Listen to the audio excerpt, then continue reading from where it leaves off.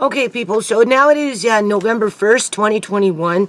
As everybody knows, I'm going out today, okay? And it's not a news flash. I am going to the Children's Hospital, okay? That's where I'm going to go see the hip surgeon to talk about so-called hip surgery for Amari. That's what we're doing, okay? Because I haven't seen him in person for well over a year, okay? And Amari's hips are coming out, and you know, these doctors, they like their timelines. So anyway, before this all occurred, which was supposed to happen in, I think it was September, but it got pushed off to November, I was asked to write out questions, okay? Because this is supposed to be a communicative meeting where I get all this information and I know what to expect, okay? So they don't have to explain themselves again. So because of that, I'm bringing this. Do you see this? This is a little recorder, okay? Right? Thank God it takes rechargeable batteries, because I bought some batteries stuff and to teach Andre about voltage and batteries and all that. In the meantime, I'm bringing 2 extra batteries with me. So there's a full, and then there's these. Because I'm recording a conversation, and I'm going to let them know that I'm doing that for my records, people. For my records.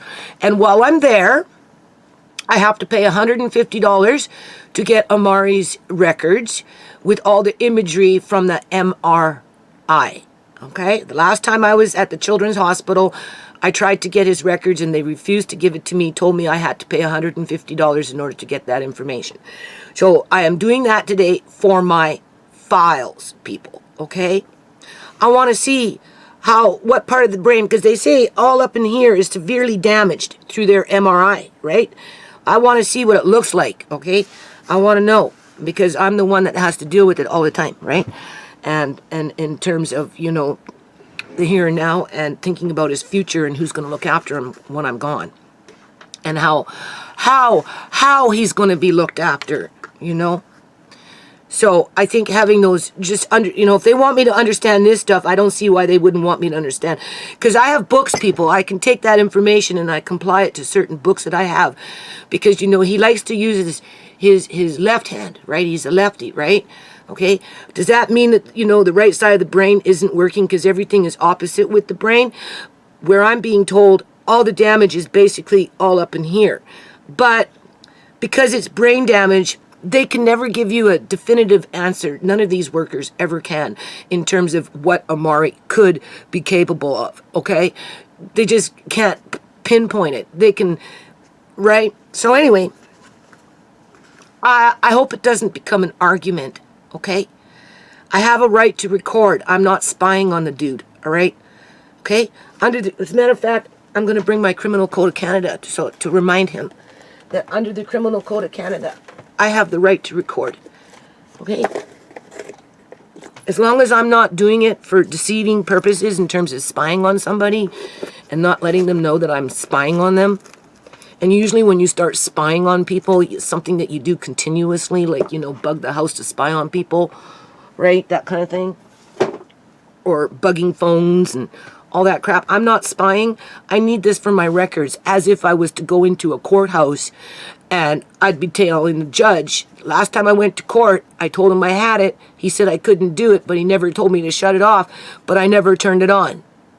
Okay? The point was, that thing could have been on the whole time, and ultimately the judge couldn't have done nothing about it, because technically, under federal law, you are allowed to record if you are a part of the proceeding. Okay? So hopefully that won't be an issue, because I don't want to go around in circles over this, people, because if it's something that basically I'm being forced to do, which we can all agree that's basically what it's boiling down to, then I need to make sure that I get the information correctly, okay? And there is no, oh, well, that's not what I said. Well, yeah, you did, because I have it right here, and here's the question, and you answered the question, okay? You're not under interrogation. I can sit, because it's either that or try and write it down as fast as he's talking, as fast as I'm talking, blah, blah, blah, blah, blah, okay? It's not going to work like that, because he's not going to want to sit there and wait for me to fill out the answer, right? Because he's a doctor, he's important, he's got other places to go, right? So if I can't keep up, at least I've got this, okay? That's all it is, people. Because I'm petrified, bottom line, okay? So we'll start with the one question. There's quite a few here. I thought I'd read them and start the introduction into Amari's journey here. Because this is a journey for Amari that's going to be life-altering, and it's going to severely put him back. It's going to put him back, people, physically, emotionally, physiologically, psychologically, all of it. It's all going to be put back, and he's going to be a wounded child. That's what he's going to be, people. A wounded child. Assuming, with the assumption he's going to end up being a wounded child, with the assumption that he will heal and everything will correct itself and he'll bounce back and be his happy little go-lucky self after a year of healing without any disruptions. All right. The second thing is, I was told that Tisha could come with me with the baby, but I had to get, childcare for Andre and Alea May. The only thing is we can't find a babysitter. So it's like the good old days. We're all going to show up together, people, because if I cancel this appointment because I can't find a fucking babysitter, they're going to accuse me of canceling the appointment.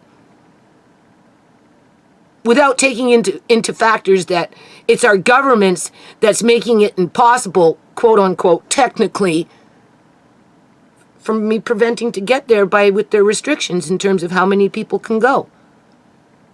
Right? Why would I choose to go by myself if my daughter already got permission to come with me? I'm going into the wolves as far as I'm concerned. Watch my videos, everybody knows.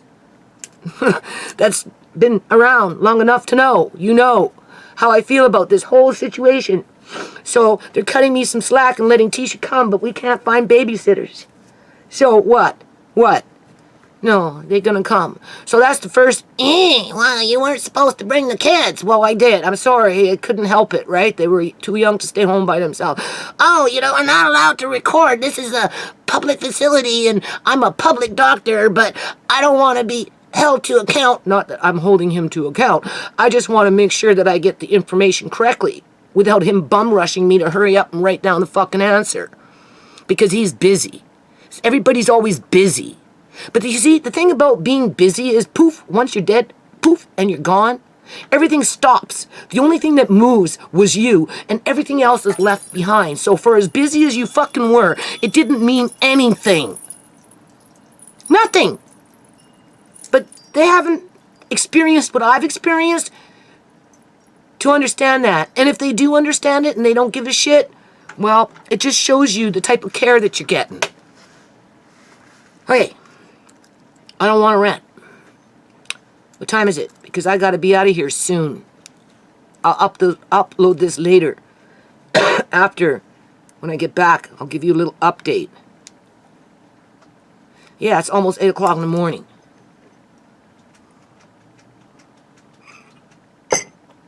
This is important, people. You think I'm the only individual in the province of British Columbia going through this crap? No. Or anywhere else in Canada, or in the United States, or in the UK, or wherever. No, I am not the only person going through this. So this is important. Because it's very easy for parents and caregivers to get blindsided by that authority. Okay? That authority that is always too busy to take the time to help you to fully understand what it is that they're presenting to you. Assuming that they want to tell you the truth. You see, that's the thing. Assuming that they want to tell you the truth. And all you have to do is think about Uncle John, right? All you have to do is think about Shimei, and you even have to think about Amari on that one.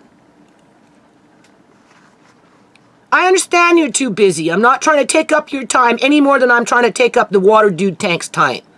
Okay? 9 days into fucking no water tank, I'm going to the children's hospital and I haven't had hot water for 9 fucking days. Because obviously, something's going on here that isn't legit. Because if it was legit, people, it would have been fucking done by now. Right? But it's not. So that's okay. I can boil water on a stove. All right. We're just going to cut to the chase here and read the questions that I will be asking this doctor today. I almost lost this piece of paper, or I'm sorry, this little book, but I found it. Thank God.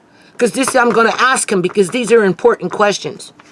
All right. What is the probability of death? That's the first thing. He's going in for major surgery. I want to know what the ratio is with hip displacement compared to corrective surgery and its risks. So that's really a two-part question. It's like, what if we don't do surgery? Will Omari die? And if so, how and why?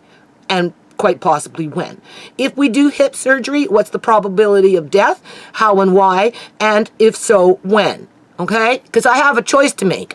I have a choice to make. Not the doctor, not anyone else, but me.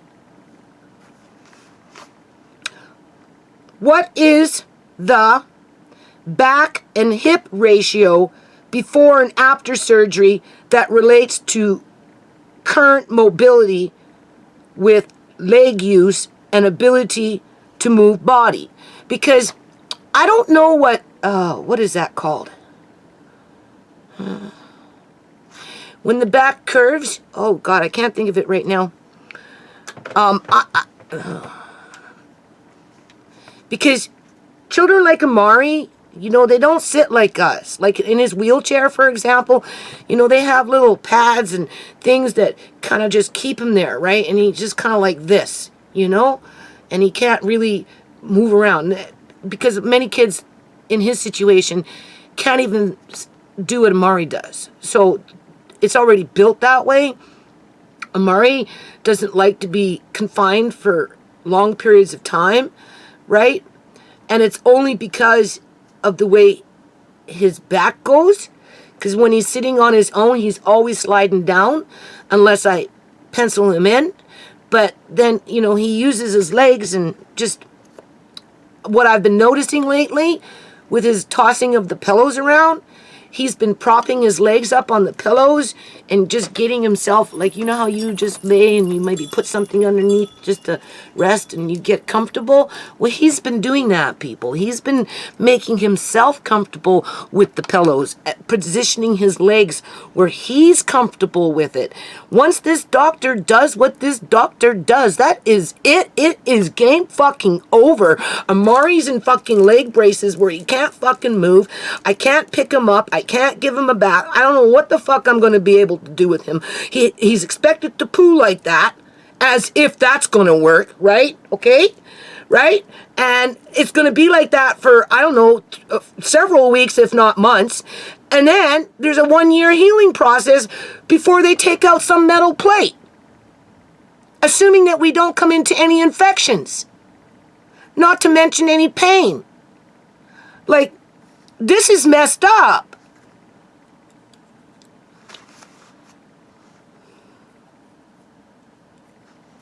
Maybe I should upload this first before I go, because it could be a long video. I'm only on question number 2, and I've got like 26 fucking questions in here. That's why I wanted just to record it, right? Keep it easy on the doctor, right? Because, you know, these are important questions. Obviously he can't answer each and every one definitively. I know that, right? But he's the expert. He's the one who's always busy. He's the one that comes into contact with these situations on a daily basis. So therefore, he should be able to answer these questions fairly reasonable in a timely manner because he's experienced. Isn't that what he gets paid for? Of course. Number 3, how does his hip surgery help with mobility when the healing process is well over a year, right? Being that mental and emotional development is stunted, because as soon as they disrupt his learning curve, his milestones, his ability to learn to move himself and get confident with it, right? As soon as they interrupt that and prevent that from happening, they're creating another form of brain damage. They're psychologically, I don't want to say abusing him, but basically that's what's happening, because now his brain is going, you know, it's full of cortisol, and, you know, it's just going like and shooting here, shooting there. So whatever the fuck he learned, he's lost it now because he can't do it no more because he's stuck. And not only stuck, but he's frustrated and he's crying, and I don't, how do you console him, right? And maybe he gets sick, or maybe he gets an infection, and maybe we end up back at the hospital, and then what? Dr. AKA Dr. Death and Dr. fucking God shows up? Yeah, okay. As long as I have access to a computer, if that would ever happen, I'd make sure that information got out there, okay? Because Amari didn't deserve that, if that should happen, people. Any more than what happened to him at the time of his birth. Number 4, does Amari have to relearn to use his limbs? And is there a possibility that he will experience pain as a result of surgery? Not now. But as a result of surgery, with that pain staying with him for the rest of his life. How can this doctor guarantee to me that whatever he fucking does to Amari isn't going to create permanent pain for the rest of his life? Whereas Amari is learning to adjust with his just within the boundaries of his own capabilities and really suffers no pain. Because he knows how to move. Like I said, he throws his pillows around, and what I've been noticing now is I come in and he's got his legs all nicely propped up and he's just laying there with a big fucking grin on his face because he's extremely comfortable, and he learned to do that for himself. The doctor is going to take that away from him and make him lay there in pain until the so-called quote-unquote healing process is over, okay? And then expect him to relearn as the team puts expectations on me for him to meet those milestones all over again.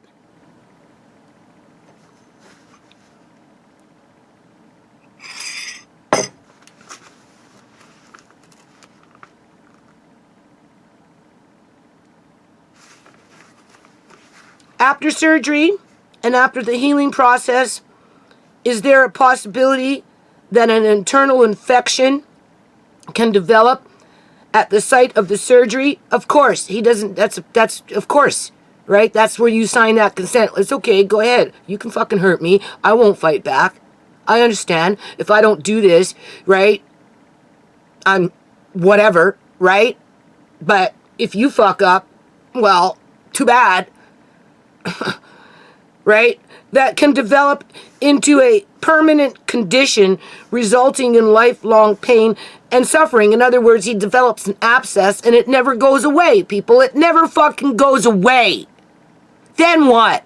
You honestly think they're going to take responsibility for that after I sign a consent form saying, go ahead, I take the risk for you to do what you think is best, even though I disagree with it right from the fucking beginning?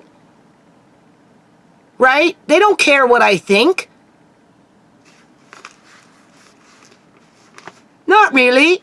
Because they're going to do what they want to do anyway, just like they did with Uncle John. Just like they did with Shimei's body. Just like they did with Shimei. 5 days fucking later, they birth out a baby that's twitching and then blame the freaking mother. Yeah, okay. How does his hip surgery correct back curvature? Right? For the purpose of sitting up without constantly sliding down. I don't think that will ever be corrected. Unless, of course, surgery does something to correct that, which I highly doubt. But I thought that was important because that's something I have to struggle with all the time. Right? With him sliding down. Because I give Amari freedom when I can, right? Right? So, I sit him up. I'm going to feed him. He's not strapped in. We know why. Because we just don't know. And if he is, it's got to be very loose. And it can only be in a certain kind of chair. And, right, these are things that we have to factor in, right? So when he's on the bed or on the couch, and I'm going to feed him to give him that freedom so he can learn to control his own body, right? Get him thinking, right? I have to push something really up close by his feet to kind of just keep him there. But he's still able to move around. So, this is where you have to move the spoon and, tell him to, show manners and give him time to, right? I'm just wondering if hip surgery will help with the sliding down part, which I don't think it will.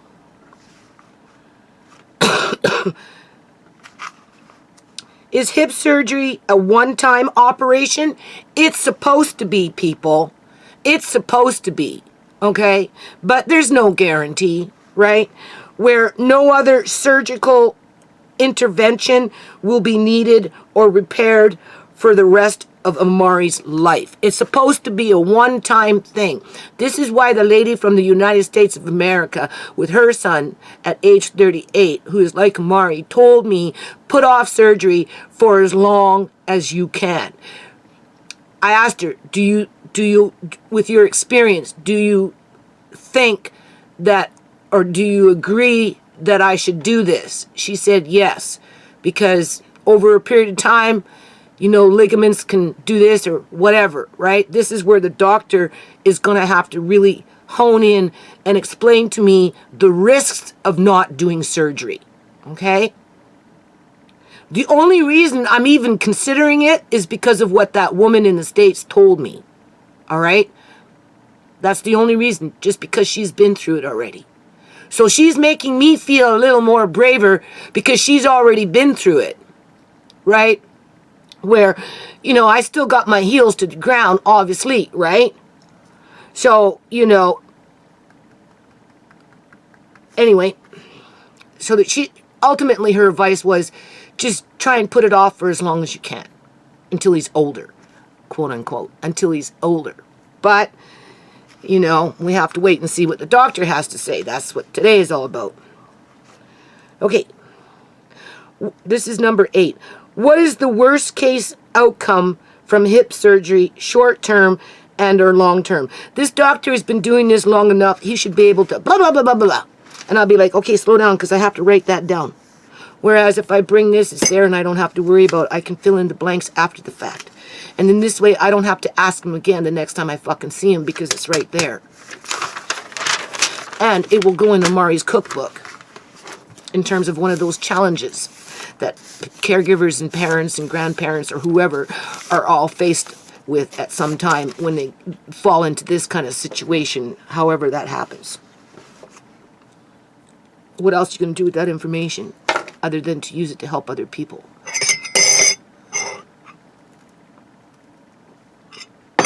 Especially if you're already thinking about writing a cookbook. I could put in, you know, general advice section like a Dear Abby.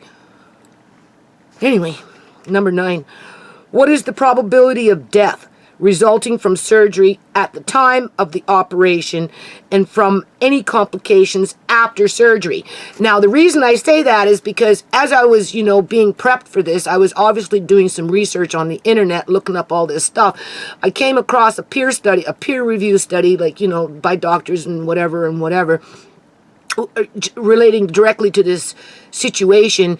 And out of, I think, 15 kids after surgery, I think 3 of them or 4 of them died. After surgery, people. And the study was small. It was like 12 or 15 kids, something like that. It wasn't very many kids. All like Amari that had hip surgery and then died, 3 or 4 of them after the fact. Okay, that's why that question is there. I don't want Amari ending up being a statistic. And if he's going to end up being a statistic, I want to know what the fucking ratio is on that chance. Because it's like Russian roulette here, right?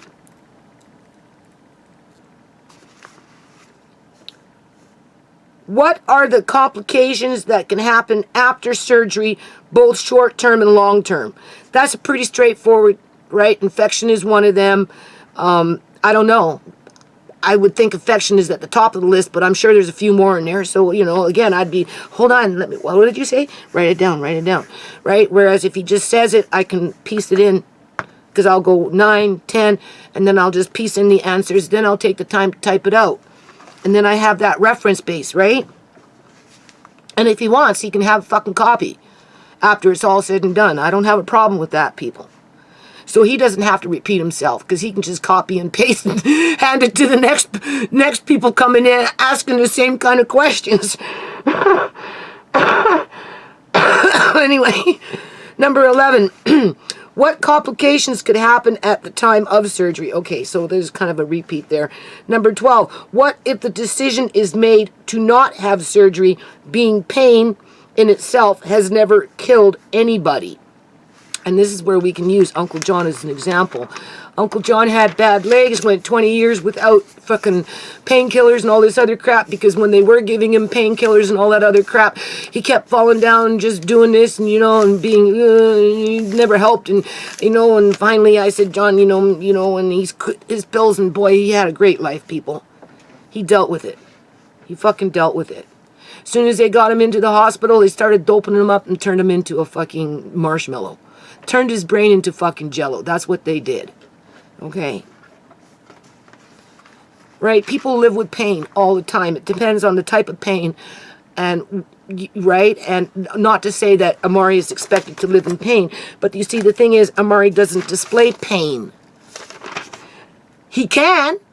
If something bugs him, he'll let you know. But he doesn't suffer from quote-unquote pain. This is where this doctor gets surprised. Oh, he must be in pain. I'm like, no, he's not. There's nothing to indicate that he's in pain.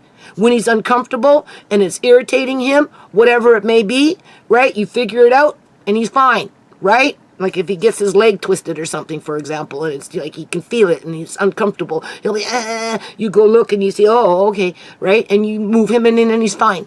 Then you come back and you find out that he plopped himself up on some pillows and got himself in a really nice, comfortable fucking position.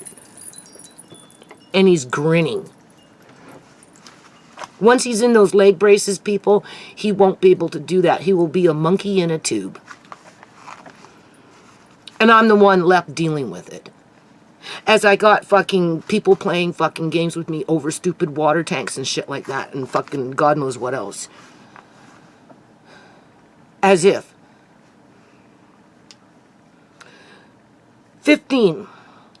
Is the presumption of pain or future pain the only reason surgery is recommended? Because the doctor has always used pain as the excuse to cut into Amari. I've been saying this from day one. That is the only reason the doctor has given me to justify what he wants to do to my grandson. Okay? When we haven't even reached that part yet. You see, that's the thing. So what? Is this preventative surgery for pain? I don't know. That's what they're saying. They're going to prevent the pain. Can he guarantee it? Well, tell me. And if not, what? Are we at a 60-40 ratio? What? A 50-50 ratio? Like, how much are we gambling here on Amari's future, people? Number 16, what other methods can be used to manage pain if it should occur? Can we not use mild sedatives for like pain medication versus major surgery? And that's without surgery. That's without surgery. Okay? Like, do we have to really do surgery in order to build in a pain management? I got Amari pushing on me now more, right?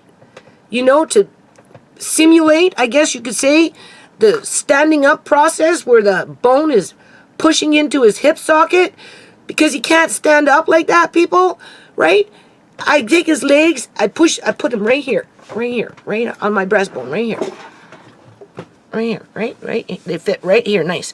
I hold them and I get him to push, to exercise his legs. Right? I mean, maybe he needs a different form of exercise as a preventative to surgery in order to get that, versus, putting him like this, hoping that the hip socket goes into the hip and stays in the hip. Maybe he needs a different kind of, that's why I'm going to show this doctor. I'm going to show him exactly what I do I'm going to crawl up on that little fucking bed and put Murray's feet there and I'm going to say, well, now watch. Right? Watch him do it. Maybe I need to be doing more of that before we do surgery. It's just going to be a question. But you see, there's big money attached to surgeries. That's what keeps hospitals alive and people employed.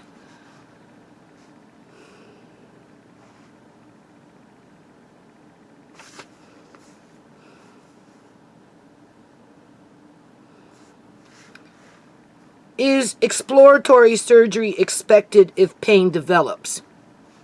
What if he starts developing pain? What? Is the doctor going to want to go cut him open to figure out what the fuck happened? Huh? I don't know. That's how people end up dying. After being cut open, after being cut open, after being cut open. That's what happened to Sierra's and Shimei's grandmother, Nana Janice. She went into the hospital for gallbladder fucking surgery. Next thing you know it, they had her fucking all hooked up on tubes with black shit coming out. And then they went in and they did exploratory fucking surgery. And then they put her in a dying room and they had her stapled from up here all the way down to the, the pubic bone, right? Just staples, people, and left her fucking there. And she ended up dying. She died. I phoned Troy, Shimei's dad, and said, you need to come now to the hospital because your mother is dying. Not that they hadn't been there, but that at that particular moment, she was dying, people. She asked me for oranges because she was dying, people. Troy showed up. He held her hand. I left the room, and she died with her son holding her hand. Okay? But that was after what the hospital did to her, because before she went in, she was fine.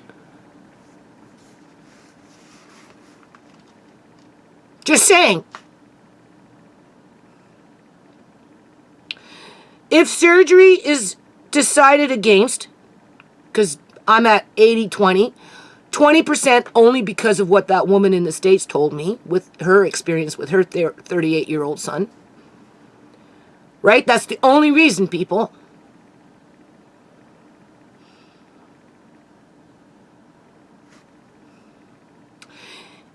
If surgery is decided against, does that give way to medical staff accusing me of medical neglect?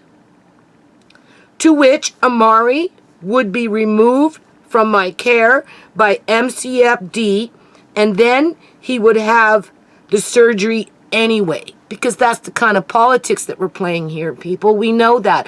That's kind of being like held hostage to a fucking water tank where clearly there's something wrong with it.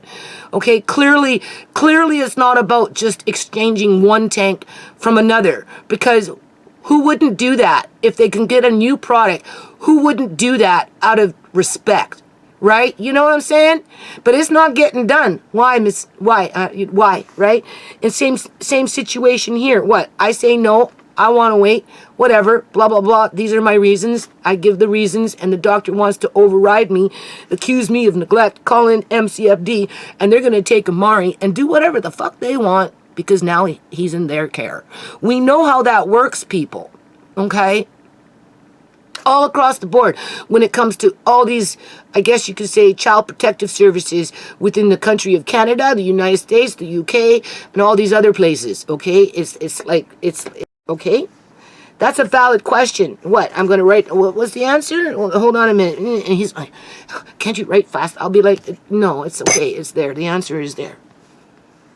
Obviously, he's going to say, no, you have that right to make that decision. But as soon as I come home, who's lurking based on whatever decision I decide.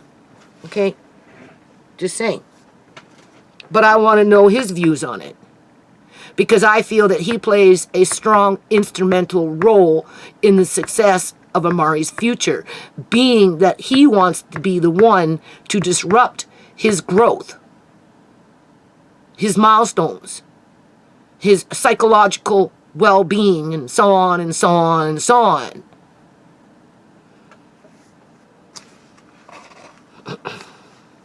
Number 19, how can a second opinion be acted upon before a final decision is made? That woman in the States advised me to get a second opinion. I'd like to have a second opinion, even though I wish I could trust the doctor that I'm dealing with. I try to trust the doctor that I'm dealing with, but it's kind of hard. And if I was to go for a second opinion, how easy or hard would that be? I'm not sure yet because I haven't even run it past him without insulting him with the question. You have to remember, he'll get insulted, right? As soon as I ask him that, he'll be, what, you don't trust me? You don't like me? What's the matter with me? Well, it's really not about you. It's about the system and just the overall duty of care in general, and what's written in legislation and what is the old hokey dokey when it comes to the real world, right? Just because you understand the legislation and just because there's rules, mandates, and regulations and all this other shit doesn't mean they follow the rules, people. We know that. Been through it how many times already? Can medical files be shared between doctors so that Amari isn't subject to have unnecessary x-rays under... Let me read this again. Can medical files be shared between doctors so that Amari isn't subject to have unnecessary x-rays unless requested by the doctor doing his own independent assessment? In other words, if I go for a second independent opinion, I don't want to subject Amari to more x-rays or whatever so that he has his files while the other doctor has his files, and both are at arm's length, not communicating with each other, because in my mind, if they share the files, then they can communicate and maybe a better decision can be made between the two of them. Or maybe I might get something over here that I'm not getting over here. Or maybe this guy's a total fucking goof and I'll go run back to that doctor and say, whoa, okay, right? All I know is playing Russian roulette with one doctor at this point, considering all things said, just doesn't sit well with me, people, because at the end of the day, I'm the one that's going to have to comfort Amari. I'm the one that's going to have to deal with a house full of heartbroken people as if we haven't been beaten up and heartbroken enough. Okay? And if things go fucking south, who are they going to blame? Me? No. Don't you fucking blame me. You look to yourselves and start taking responsibility for the shit that these guys fucking put out, okay? Because if they were doing their jobs right the first time, Amari wouldn't even be in this situation. And being that nobody stands up for Amari, but they're all saying that they do. You know what? Nobody's standing up for Amari, people. Because if they were standing up for fucking Amari, they would be like fucking advocating for the system to be cleaned up in terms of injury, okay? Purposeful negligence and malpractice and all that crap.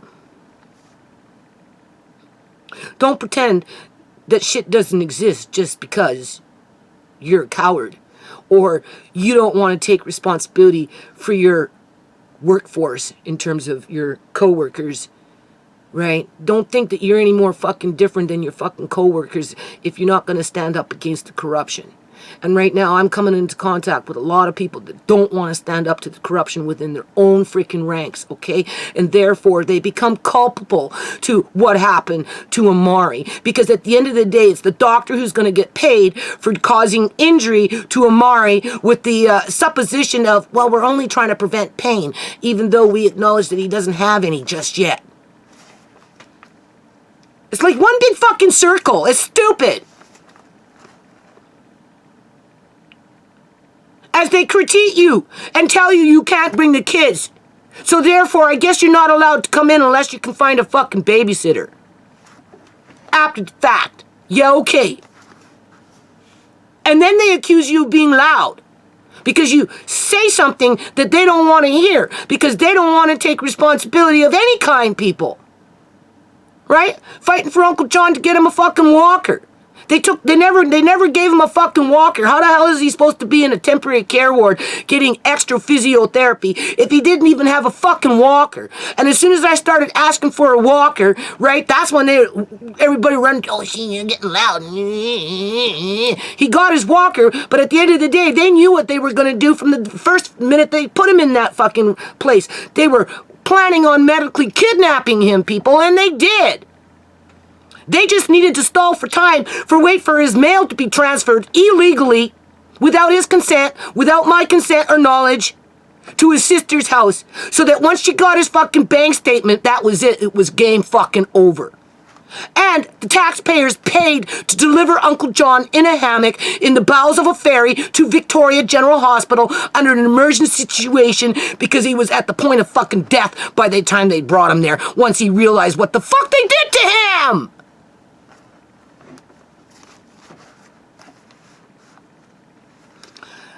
Oh, no, that's not happening. Oh, God, no, that has nothing to do with Amari. No, no, no, because there's not a pattern going on here, right?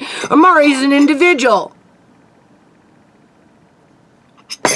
It's all the mistake of a dead woman who was murdered and then had her murder covered up for nefarious reasons.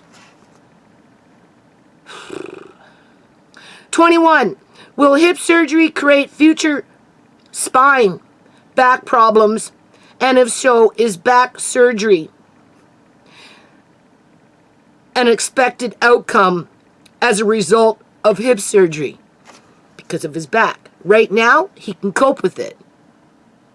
Right? What's going to happen after hip surgery? Are they going for the back next? Because that woman in the States said, whatever you do, don't go in for this, trying to correct this and correct that, because now her son can't even bend his fucking leg, because in those days, they were trying to, because they curve on one side, right? Everything starts because of the brain, right? That's what I want to see, right? It curves like this, right? So, doctors are going to come in and build that Amazon. They're going to create that perfect fucking human being. And so they're going to cut this and cut that and cut. They cut so much, they did so much that now her son can't even bend his fucking leg at 38 years old. That's the handiwork of the doctors. She beats herself up for it, she told me. She says, I regret putting my son through so much for what it got them. Well, I'm in the same position.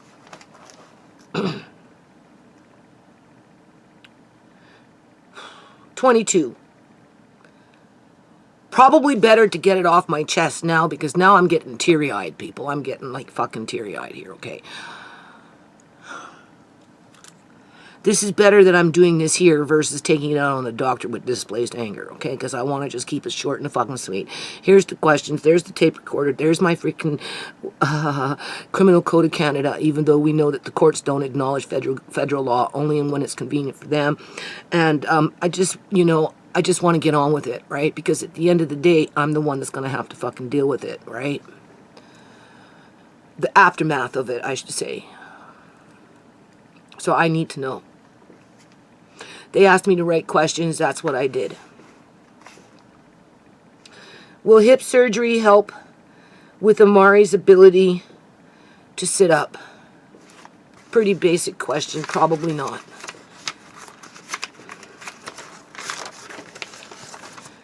Okay. I had left a couple spaces there blank because I was going to add more questions into that, but I got distracted and started thinking of something else, so now we're on to 32. Will the family's right to not participate in an experimental inoculation program be respected? That's a question, because we're going down that tunnel. I already got people emailing me and warning me that the government's going to start calling me up, asking me if I got inoculated. And I'll be like, no, and I don't plan to, because I have lifelong immunity to German measles, and I'm already under high stress, and I already have health issues. And being that I have immunity to, things in and about in the community, I will just stick with what I've got. But the question is, being that I'm being forced to go into a children's hospital for all these things, am I going to be targeted, basically? I didn't say targeted, but we know what I'm saying. And I have a mask exemption from when I was in speaking terms with my family doctor, to which I exercise my right to use it, to which I don't think I should have to use it, but in other words, I'll be not wearing a mask today.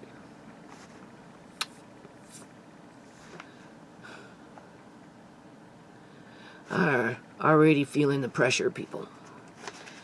Cruel and unusual health care to ice. Okay, so this is just a statement. I guess I just started writing things down here. I gave up on the fucking questions. Seems like that was the last question.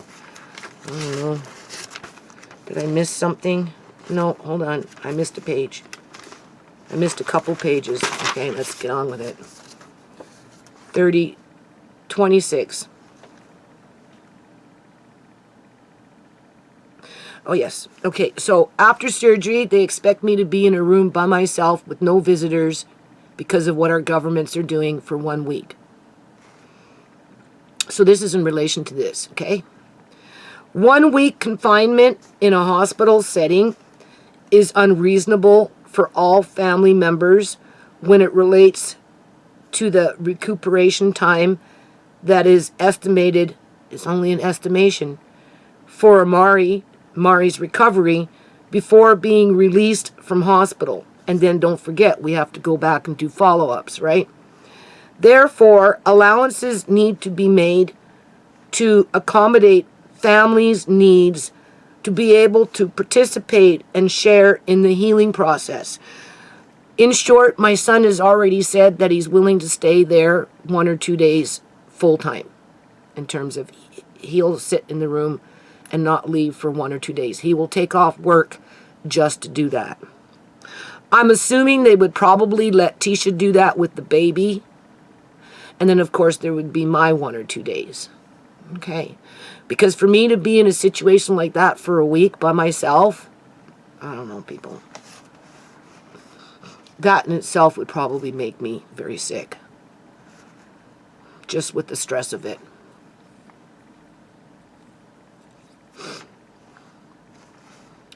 "27.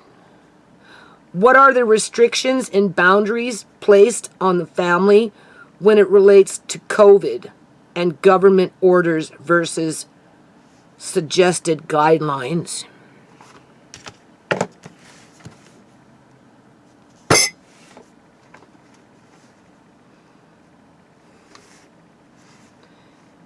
"28. Duty of care doesn't equate to forced isolation through intimidation and unreasonable expectations, but yet a perceived virus is being used by government to manipulate the family into being separated. Does Judy or the family have under the duty of care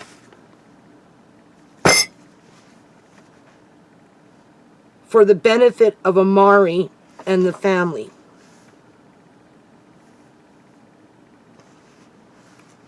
In other words, do I have a right to dictate the duty of care, people? See, there's that fine line, duty of care. They kept throwing in duty of care with John. They used their authority over duty of care to medically kidnap him. They used their authority of duty of care to do what they did to Shimei's body for 9 days. They used their authority of duty of care to be negligent in the birth of Amari and then try to shift the blame on the mother,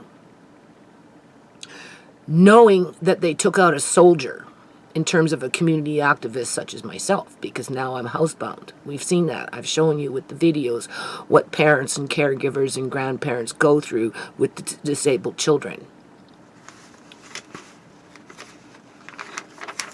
Just like there's not a lot of people advocating for children like Amari, there's also not a lot of people advocating for the parents, the caregivers, and the grandparents, uncles and aunts and all them, for the families, okay?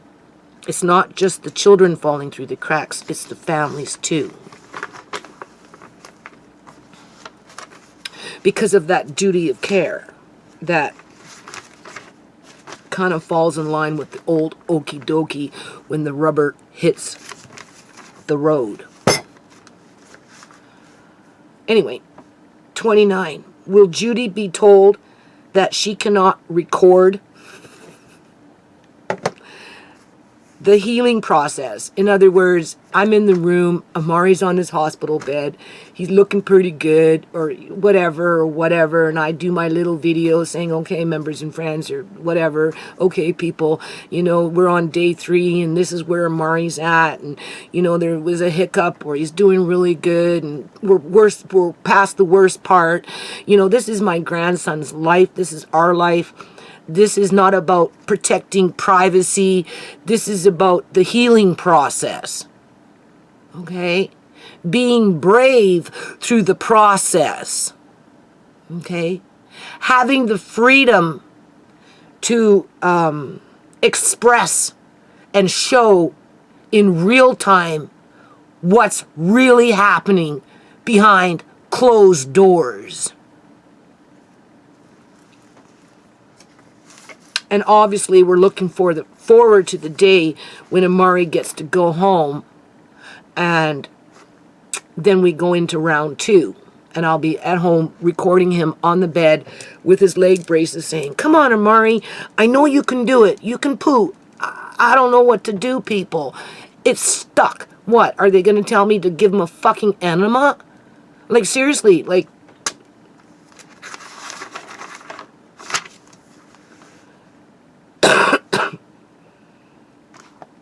what legislation, I don't expect the doctor to know this, but maybe he's smarter than we know, right?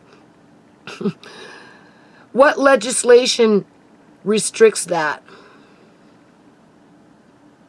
Let's read the question. 29. Will Judy be told that she cannot record the healing process of Amari after surgery? And if so, why not? And then I put a secondary question to the main question, which is, what legislation restricts that? I'm not doing it out of vindictiveness. I'm not doing it for the purpose to spy. I'm doing it to document the healing process, right? To document the new milestones that come from the result of major surgery that will ultimately affect Amari's life for the rest of his life. 30. What legislation mandates the current rules placed on Amari's family that prevents them from being at the hospital when Amari needs them the most? Because they want to put me in a room all by myself for a week, as if I'm in jail.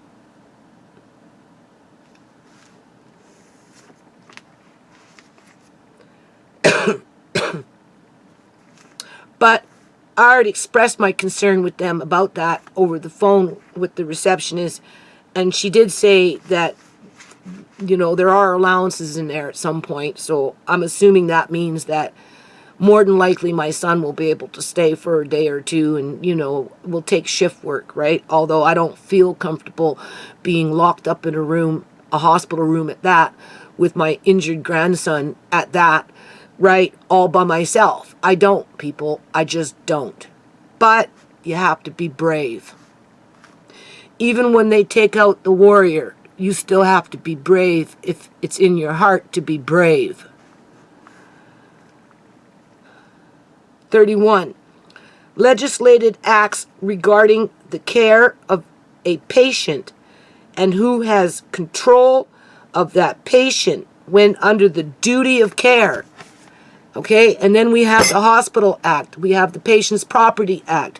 We have the Guardian, that would be Adult Guardianship Act. And then we have all these legislative acts in the province of British Columbia that cite the duty of care, quote unquote. It's not just the Criminal Code of Canada that does that, but that's how they end up injuring you. That's how they end up formulating malpractice. That's how they end up implementing heinous crimes, because they use those 3 key words, duty of care, as if they have authority over everything when they want their way, regardless of the consequences of who they hurt, injure, or harm. This doctor will be rolling his eyes at me. Legislated acts regarding the care of a patient and who has control of the patient when under the duty of care via the healthcare system. So I didn't quite ask the question correctly. I think what I'm asking, I know he probably won't know any act other than he's a doctor. He can say whatever he wants and get his way anytime he wants. That's all he cares about. He doesn't care about from what legislative act it comes from, as long as he can know he can wield his fucking, whatever he wants. If he wants demolition, he'll make sure he'll fucking demolition everything. If he wants to be a nice guy, and cut you some slack, he'll do that for you too. If he wants to do a good job, he'll do a good job. If he wants to do a fucking shitty job, he'll do a shitty job, and he'll get a fucking away with it because the government condones it.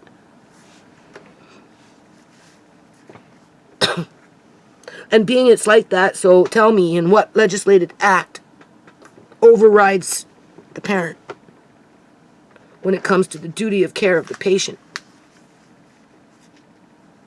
Legislative acts what? It must be what? What legislative acts regarding the care of a patient and who has control of that patient when under the duty of care via the healthcare system? So what I should do is I should make it easy for him and just write down a few of them so to see which one he can recall. So there's the Healthcare Act. There's the Hospital Act. Probably under that one. Patient Property Act. Not that Amari has any property outside of his body and autonomy to his own safety and well-being.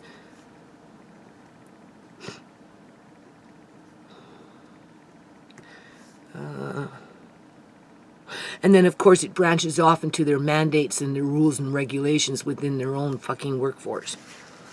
I mean, this is all Uncle John stuff, okay? That's all that is, people. I just want to know what he's drawing on in terms of what legislative act gives him the power over Amari as a patient.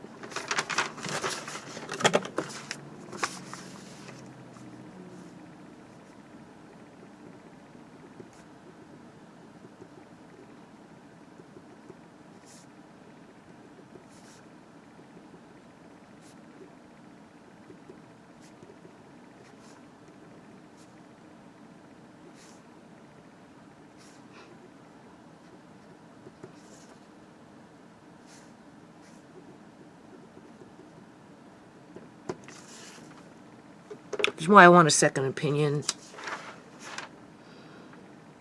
But how would you find an independent doctor with scruples for an honest second opinion?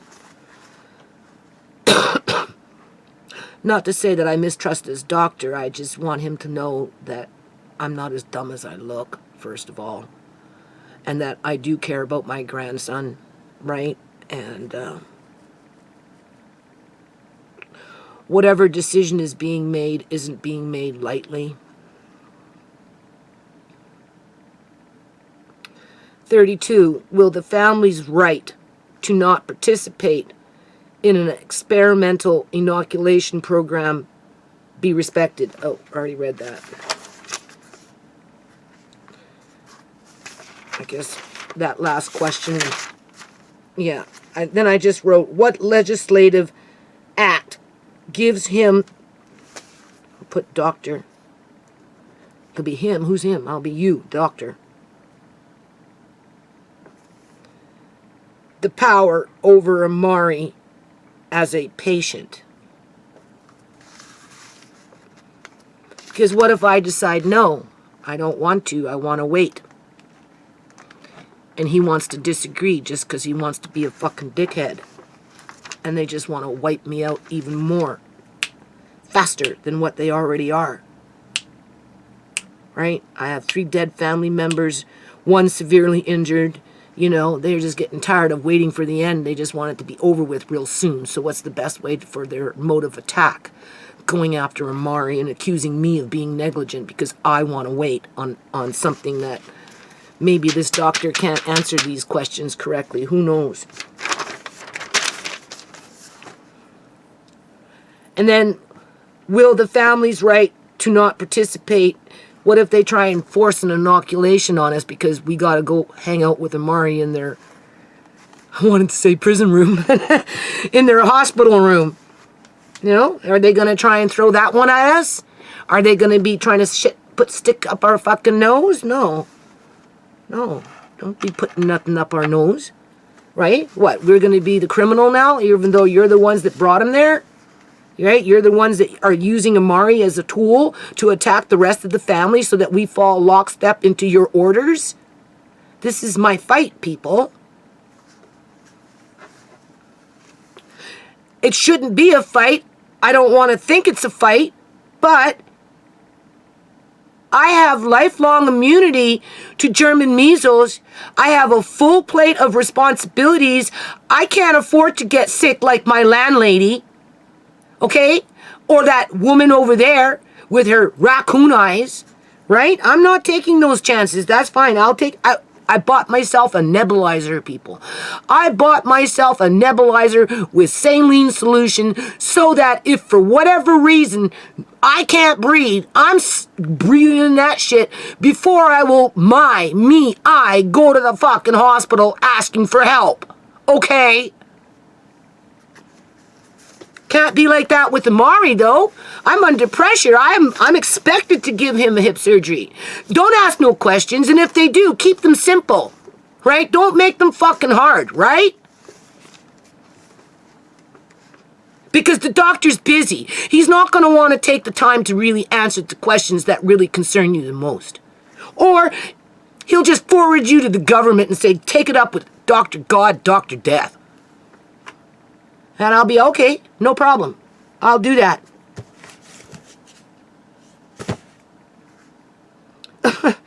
Cruel and unusual healthcare to isolate Judy or anyone for 1 week in a hospital setting. That's cruel and unusual, people. That does not fall under the Criminal Code of Canada under the duty of care. There is nothing in the Criminal Code of Canada that gives these so-called individuals the right to be cruel and unusual to you when they are providing a essential service under the duty of care.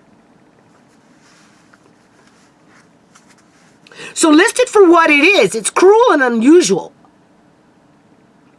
Healthcare to isolate Judy or anyone for 1 week in a hospital setting after Amari was injured as a result of major surgery. As soon as they cut into him, they injure him. There is no guarantee that whatever they're saying is going to happen. Absolutely none. And it's all based on pain, which hasn't been documented yet. In terms of, if Amari was struggling with pain, I'd let you know. We'd see it.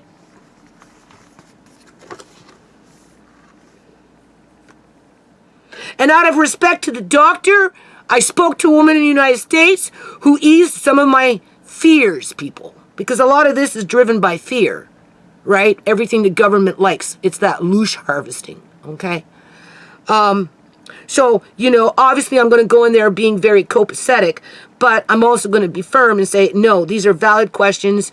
You know, they're life altering and they need to be recorded because I realize that you don't have a lot of time and I'm going to ask the question. I will try and write as fast as you answer it, but you know, in real time, I'm not a freaking secretary that knows shorthand. So therefore I've got it on my, you know, file, like on my recorder for fucking, I can fill in the blanks. So I know what I'm up against if things should go south.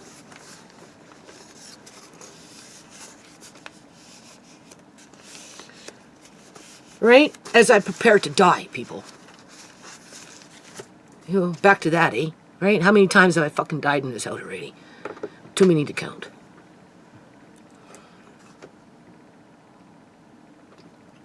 Now, this is a long video, so I got some time yet.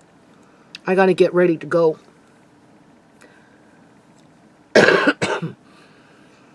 So I'm going to convert this over and I'm going to upload it. And then we're just going to see how the day goes. And then when I get back, at some point, we'll just see how the day goes. I'll do probably tomorrow a follow-up in terms of what was discussed and what was what was determined in terms of, are we going to be booking him in for surgery in a month or two, or are we going to be putting it off for another year or two? Because that's basically the only two options that we have. And being that our healthcare system is in total crisis, with a lot of workers being fired right now, people, and then being replaced with unqualified workers. Seen that with Uncle John. Seen something going on funny with Shimei. Okay? And with the government transporting people around the province into different hospitals, separating them from their family completely. So if you've got somebody in Nelson that needs to go to the hospital in Nelson, they're resorting to sending them to someplace else where it's hundreds and hundreds of miles away, where the family in Nelson can never get to the family member. What if they don't try and do a fast one like that on me? Send Amari to Victoria because there's a special surgeon that needs to go in and do corrective surgery after the mistake was done. Send Amari to the very hospital where Uncle John was taken to when he was medically kidnapped. Send Amari to a hospital where they did exploratory an operation on Nana Janice, Shimei's grandma, after the fact of cutting her open and doing something with her freaking gallbladder to the point where whatever was in her was all coming out black, and then they went back in and cut her open from, I'm telling you people, it was like an autopsy, okay, from the breastbone here all the way down to her fucking pubic bone, okay. I was there, I seen it, I seen the staples, okay, and she was on the deathbed crying for fucking oranges. And that's when I called up Troy. I said, Troy, you need to get here now, your mom is gonna die. He showed up, I left the room, he held her hand, and soon after she was dead. That was the hospital's fault, people. That's the hospital that they're gonna send Amari to? Yeah, okay, we'll hear about that, won't we? If worse comes to worse. Because this doctor right now, as it is, can't guarantee me nothing outside of he won't experience no pain. Well, he's not. So where's the rush? That's what that woman was telling me from the States. Put it off for as long as you can. But realistically, based on what she knew, be prepared to where you have to do it. So there's a balancing act in there. Okay? That's what we're going to try and figure out today. I mean, obviously, when they're little, they're easier to move around, right? But at the end of the day, whatever issues Amari is going to have,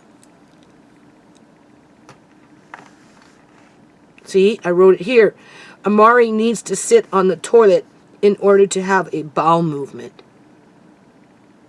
That's the best for him. How many times have I said it, people? Too many times to count already with these videos. They're going to put him like this and make him lay for weeks and weeks and weeks on end as they ask me to pump him up with their drinks that are like glue in his gut.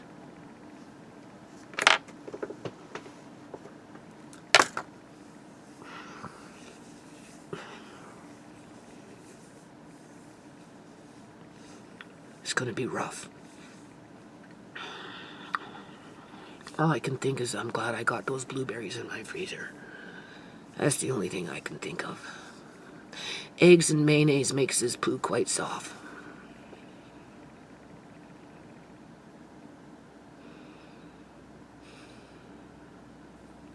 And he likes that. Right? You see, that's the thing about a fucking warrior. A warrior is fucking brave. Just remember that.